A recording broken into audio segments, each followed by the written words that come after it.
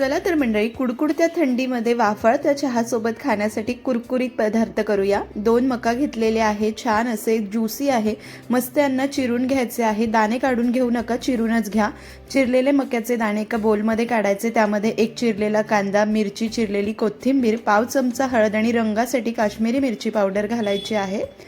त्यानंतर यामध्ये चवीनुसार मीठ घालायचे आणि संपूर्ण साहित्य मिसळून घ्यायचं। नंतर बाइंडिंगसाठी यामध्ये 2 चमचे तांदळाचं पीठ आणि 4 चमचे बेसन पीठ घालायचं।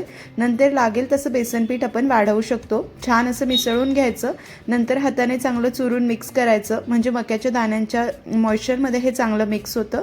गरज वाटली म्हणून 2 चमचे बेसन पीठ आणि 2 चमचे पाणी घालून छान मिक्स केलं। मक्याची कुरकुरीत भजी करायची आहे। 2 चमचे गरम तेल घालून मिक्स करायचं।